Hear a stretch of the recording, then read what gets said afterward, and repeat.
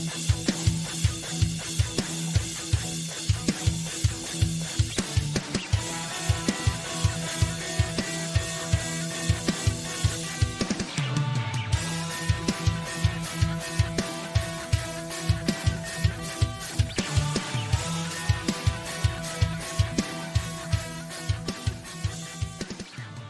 there, welcome to the Brewgooders League of Beer and Comics, episode 35. This week we are reviewing Judgement on Gotham from 1991. The Formula number 1 from 2019. And Han Solo, Imperial Cadet. So we're going to review comics specifically this week. So we're going to have 3 comics, and if you're listening to the audio version of this podcast, you're also going to get a bonus interview from the creators of one of the comics that we're reviewing this afternoon. Oh, awesome. Okay, so right into the first review. So this is an old book from 1991, Judgement on Gotham. So why 1991? Because I picked it up in a charity shop for a couple of quid, and it's a Judge Dredd story crossover with Batman. So this was written by John Wagner and Alan Grant, so long-time Judge Dredd writers, illustrated by Simon Bisley, who is also 2000 AD, well known for his 2000 AD work. So yeah, strange bit of a crossover with the Dark Knight and Mega City One's famous lawman. How does that work? How do they get together? And the interesting thing is that Judge Death. So if you're familiar with the Judge Dredd comic series, you'll be familiar with some of these characters. Judge Death gets his hands on a time travel device and ends up going to Gotham City. Yeah. And encounters Batman. He kills some people, and Batman is there on the scene and encounters Judge Death, and of course gets his hands on the time travel device, which then spirits him into the future to Mega City 1. Okay. Where he encounters one of Judge Dredd's famous adversaries, Mean Machine Angel. Okay. So he's like a cyborg guy. Yeah. I don't know if you know cyborg. Yeah. He's got the dial on his head. He crank it up to high, and he goes completely mental. So Batman kind of faces off against him, and we also see Judge Dredd obviously comes on the scene, and there's a bit of a spat between Judge Dredd and Batman. Yeah. Batman's a vigilante, so he wants to take her in. But there's also the stuff going on, this sort of weirdy time travel stuff going on, plus Judge Death. So they bring in the psychic Judge Anderson. Judge Anderson, yeah. Gets involved in the story as well. So it's a little bit of kind of back and forth between Gotham and Mega City 1. Crazy kind of crossover. It works quite well, it's a good fun story. I'm a big fan of and crossovers. I was surprised to see that there is actually several other stories that involve Batman and Judge Dredd as well. There's Vendetta on Gotham and 2 or 3 other stories, which my pal Dave, who's been on the podcast before, loaned to me, so I've yet to read them. But, so I may well review them again in the future. That crossover thing was quite big in the 90s, wasn't it? Like, in my understanding, I've read Batman versus Predator 1 and 2, and I think that was round about the same sort of time.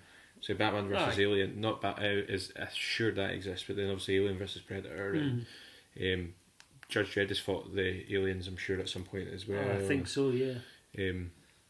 I love a good crossover story. Actually, Batman and crossovers is not unusual because they've had Batman crossing over with a lot of cartoon characters like Scooby Doo and things. I've got the Teenage Mutant Ninja Turtle series crossover, and it's brilliant. It's really good, including a really cool I love that series, and there's a really cool bit where the mutagen that turned the wee turtles into Ninja Turtles gets into the water supply in Arkham. And so all the baddies become like anthropomorphized animal versions of themselves. So Penguin becomes a penguin, for example, and stuff. It's pretty cool. But yeah, I love a good crossover where they can take the concepts from one book and splash it into another. I think Judge Death and Gotham's quite a natural fit. Yeah, it is, and I think it is about the animosity between the two. Batman just wants to be the detective doing effectively Judge Dredd's job, but Dredd just sees him as being a vigilante and not somebody to put away, you know. It's such a one-dimensional character in many ways, just Dredd. Obviously, when they start to introduce other aspects to his character, he becomes more interesting. And when you pit these two big characters against each other, who's going to win? Yeah. Batman always wins. I don't know that. I'm just being an arse. Who drew it? Did you say? Simon Bisley. Was it? I noticed he's got top billing on the front cover. Is that for any specific reason? Oh, I don't know. I don't know why the artist has got top. So I know Alan Grant. I know John Wagner. But, I'm not sure why that is the case. That's quite interesting. Awesome. Okay, I picked up. We do a thing in the Brewgooders where we ask anybody that wants to email us in at thebrewgooders@gmail.com. If you're an independent comic creator or artist or involved in the process, just get in touch.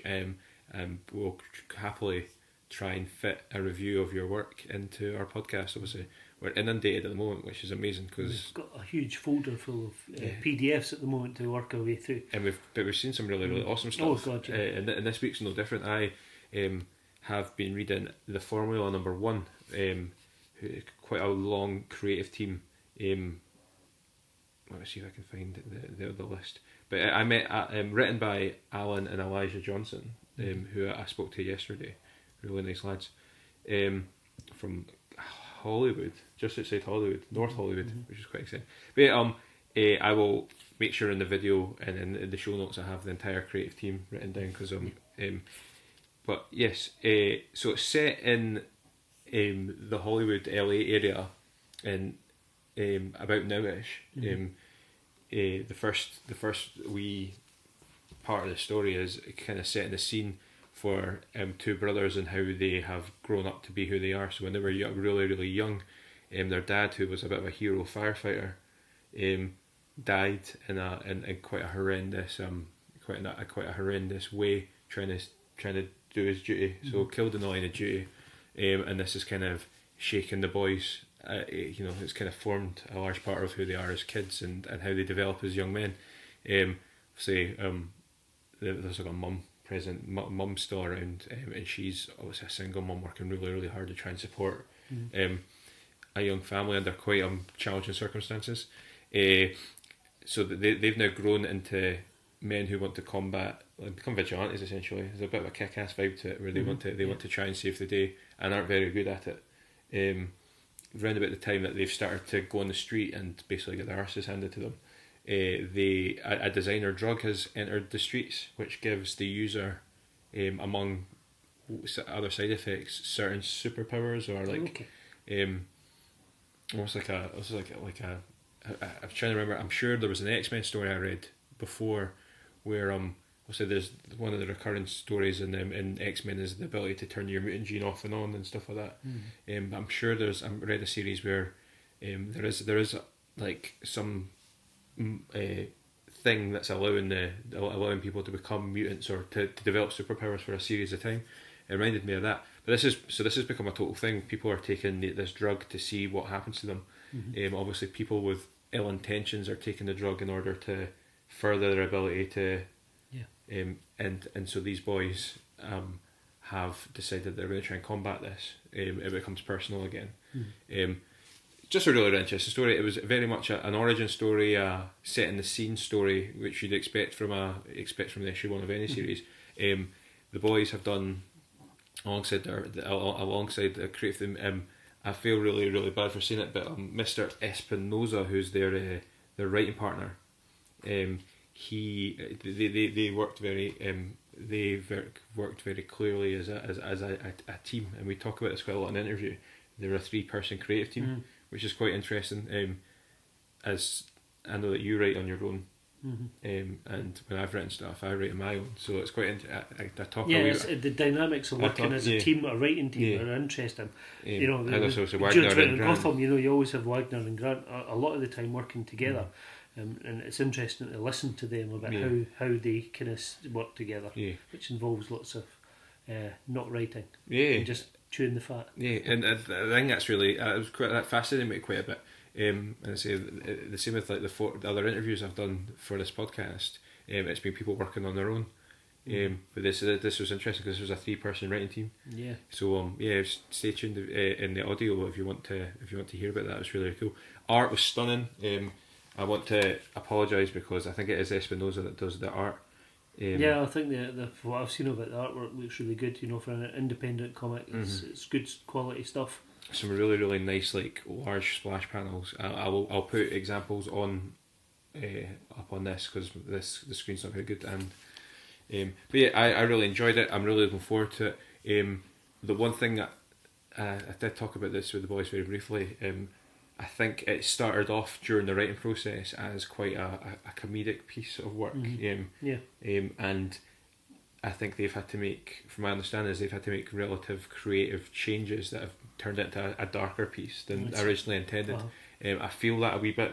I don't know if that's just because I know that. Yeah. But I do feel as you're reading that, I was like, this is the opportunity to be a wee bit more comedic, more in line with. I suppose clearly inspired by like Grant Morrison stuff. I felt as I was reading it, there's a kick-ass vibe to it. Did you write Kingsman as well, Grant Morrison? No, Mark Miller. Mark Miller, sorry. Mixed up. Yeah, my Morrison's and Scottish writers. My Morrison's and Miller. So reminded me of and that thing that's quite. I applauded itself though. I felt like I was reading. Miller could have wrote that, or be involved in that writing process, and I think that's really good. The boys have clearly drawn inspiration from various sources.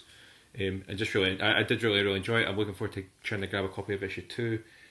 They just ran a Kickstarter recently, and so they've got plans off the back of that. So, the Formula issue 1, I believe. If you look, I'll put in the show notes how to get a hold of it if you're interested in reading it. Okay. What was your last piece? Great. My last book is Han Solo Imperial Cadet. Okay, so I assume that many of you will have seen the Solo movie. A couple of years ago that came out. Was it a couple of years ago? About 2, it would be kind of two Christmases ago, I think, possibly. I can't quite remember, but anyway, I think that is actually dead right. I think it was fills in a gap in the movie, a bit in the movie when the young Han Solo leaves Corellia, leaves behind his girlfriend Kira, and gets drafted into the Imperial Army, kind of almost by accident. And it kind of almost starts there. So that little scene where he gets given his surname of Solo. Yeah. No spoilers there really because it's in the movie. That scene is in here, and he wants to be a flyer, but he gets drafted into the Imperial Army. And much against his wishes a little bit, he still wants to be a flyer. And it follows his first few kind of combat missions and things, and obviously he's not really a team player, is he? Yeah. He's Han Solo, not until he joins the rebellion. So we do follow him, kind of going through Imperial Academy, and becoming an infantry soldier, getting all the shitty jobs, in horrible back end worlds, and then he decides that he's had enough, and he steals a TIE fighter. He kind of hot wires a TIE fighter and decides he's gonna get out of there. But what happens is he shows off his flying skills in this TIE fighter, and eventually crashes and gets captured and gets put in jail, put in an Imperial jail. But somebody has seen what he's done with this TIE fighter. There's an amazing ability to overcome its security and his flying ability, so he gets another chance. So this sort of instructor guy releases him from jail and says, "We're giving you one last chance because what you did with that TIE fighter, however short it was amazing." Yeah. So he gets kind of thrown in with this bunch of cadets who are all very different. You see some of them on the front cover here. And they're all very different. And of course, he's a bit of a maverick type guy, and it's kind of got a little Top Gun kind of feel about it. If you've seen the movie Top Gun. And he's the maverick guy, and he rubs up his colleagues, the wrong way. Yeah. And it takes a lot for him to kind of convince them that he's can be a pilot. And they go on various missions and things, and they eventually get a mission where they've got to just transport stuff somewhere. And through Han Solo's amazing piloting abilities, he saves them a day of travel and time. And he persuades his team that they can have a day off. So they go to this casino where he runs into some people from his past, which doesn't work out terribly well. So it gets them all into bother. But it's kind of obviously it's made up of individual issues that have been collected together, and each issue kind of tells a different part of their story, and he slowly kind of gets on the good side of his colleagues, and then eventually they get they graduate almost, and they get a job to do, a proper job, and he shows off his Imperial his flying skills to the Empire. But clearly he's still wanting to get out, and it's not really what he wants to be doing. He wants to be doing his own stuff, and that's kind of where the story goes. So it fills in that little bit of the backstory. There was elements of the film that I felt needed filled in. I never at any point, there was a weird bit where all of a sudden he comes out with the line, "I'm a good pilot" or something like that. I can't remember because I was. But there was, to my mind, to that point in the film, there was nothing that had suggested that was the case. Apart from there was a car chase right at the start of the film where he doesn't fit in the gap properly, and I was like, that's the only evidence of any kind of piloting or driving skill we've seen in this film. But all of a sudden he's claiming that he's skilled enough to do the Kessel Run. And I mean, that always been kind of annoying, and I felt like maybe they'd edited the scenes out where you saw him like. So that's quite interesting that we've got a series. I think we're finding that with a lot of the Star Wars movies. If there's something that's unexplained, like C-3PO's red arm from one of the recent movies, it's told in the comic books. Yeah. So the comic books fill in lots of gaps. Lando stories are great. I like the Lando stories, and that fills in a lot of the kind of storyline. So it's nice to see that kind of thing. Another book that I'll review in the future is Fortress Vader or Vader's Fortress, one of the two. Oh, cool. And you see that fortress in the start of the most recent Star Wars movie when Kylo Ren flies down into Mustafar to get that Sith holocron thing. He flies down into Vader's Fortress. And the story of how that came about is told in one of the graphic novels. So I'll review that again sometime in the future. Just a little add-on to this. There's an extra story at the back here. So remember Tobias Beckett. So Han Solo's kind of mentor character in the Solo movie. So he gets his own little story. So kind of again filling in the backstory about him. It still doesn't explain how he is the only Star Wars character that has a kind of ordinary name. Tobias Beckett. It's not Qui-Gon Jinn, it's not R2-D2, it's not Luke Skywalker. It's Tobias Beckett. Luke Skywalker was, in some weird sort of bizarre way, the most regular Joe name in the show until that point. Yeah, and if they just even used the actor's name, Woody Harrelson, that would have been more Star Wars. So there you go. Quite a good book though. So Judgement and Gotham is probably my favourite of the two. Yeah. It's quite an old book, might be a hard one to get, or there may be reprints. I'm not entirely sure. There's a lot of stuff online as well. I think if you can dig, you would probably find digital copies somewhere on some absolutely, on probably Comixology or something. And I did enjoy Han Solo Imperial Cadet as well. It's quite kind of teenage a little bit. It's kind of clearly aimed at a slightly lower age group, I think, because it's got a lot of teenage sensibilities amongst the characters in the cadet force that he's joined. I would like to read that Judgement of Gotham. I think I probably, of the two you brought, it's the most intriguing. Well, I'll leave both of them. I appreciate that. So there you go. This is why you do a comic podcast. I think the late 80s, early 90s were a really exciting time for Batman in general. Obviously we had the film. Yeah. And the 89 movie. Yeah. I have to say it was about then that I stopped reading comics. Oh yeah. Bizarrely, right? Because I remember buying the Batman 89, film adaptation comic, which I still have, by the way. Yeah. It's not in great condition, but I still have it. I found it just recently, and it was about then that I stopped reading comics. And I think it was just an age thing. Yeah. I was in late teens, early 20s. Moving away from home, getting a job, and comics weren't on my agenda. Probably beer and women were. Yeah. I think I was probably the same about. And then I just stopped reading comics for towards the end of uni. Life got a bit serious, and all of a sudden comics weren't something you did for a wee while. They were just something that I occasionally got, usually because I found a comic at a friend's house or something. And I remember finding Watchmen and finding like Dark Knight Returns at friends' houses, and putting them in my coat so I could read them. But that was my only kind of, for a long time, my only kind of experience of reading comics. So that 90s, I just didn't really. Interesting, because it was kind of a boom period for the medium, wasn't it? I think it was a resurgence. The rise of images. Right, so we'll see you next week. Stay tuned if you're on the audio version of this podcast. Stay tuned for our interview with the creators of the formula.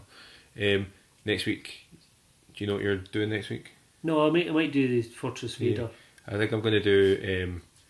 I'd looked out what I was going to do. Daughter of Titan is another independent comic. Okay. It's got 2 weeks left on its Kickstarter, so actually, when we do when I chat about it next week, it will hopefully help with the last sort of gasp elements of that Kickstarter award. Alright, excellent. Cool. So thanks for joining us, and we will see you when we see you.